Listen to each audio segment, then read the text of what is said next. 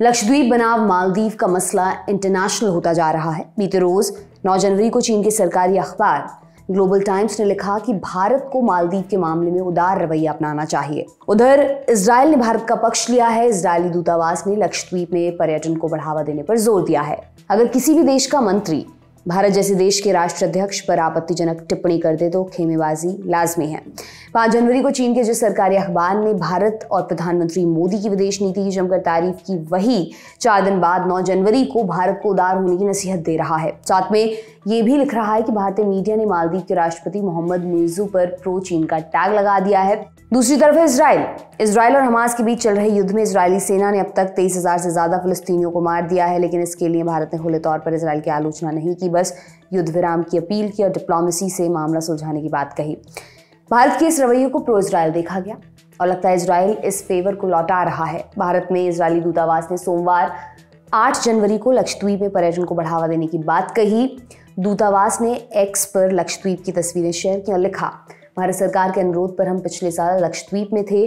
समुद्र के खारे पानी से नमक अलग करने का प्रोग्राम शुरू करने की बात चल रही थी। हम कल इस प्रोजेक्ट पर काम शुरू कर सकते हैं। उन लोगों के लिए जो अभी तक लक्षद्वीप की सुंदरता नहीं देख पाए हैं, ये वहाँ की कुछ तस्वीरें हैं। इस द्वीप का मनमोहक आकर्षण देखिए। इसी बीच सोमवार 8 जनवरी को मालदीव के दूत को भारत के विदेश मंत्रालय ने बुलाया और पीएम मोदी के खिलाफ टिप्पणियों पर कड़ी आपत्ति व्यक्त की। इससे पहले 7 जनवरी को ही मालदीव सरकार ने अपने 3 उपमंत्रियों को निलंबित कर दिया था। अब आपको मालदीव और भारत के संबंधों के बारे में भी थोड़ा बताते हैं।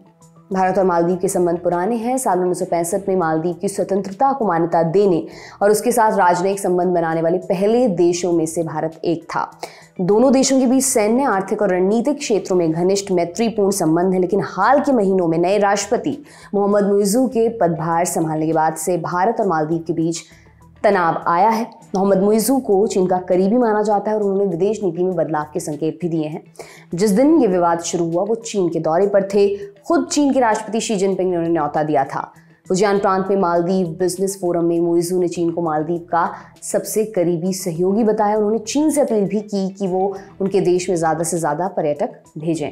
वहीं ग्लोबल टाइम्स के संपादकीय में लिखा गया है कि चीन ने हमेशा मालदीव को एक समान भागीदार माना और उसकी संप्रभुता का सम्मान किया है। लिखा, चीन मालदीव भारत संबंधों का भी सम्मान करता है, भारत के साथ अच्छे संबंध बनाए रखने के महत्व को समझता है। चीन भारत संघर्ष के बावजूद हमने कभी भी मालदीव सरकार को ये नहीं कहा कि वो भारत को नकार दें। इन टिप्पणियों, बयानों से पता चलता है कि मालदीव, चीन और भारत की डिप्लोमेसी कितनी जटिल है।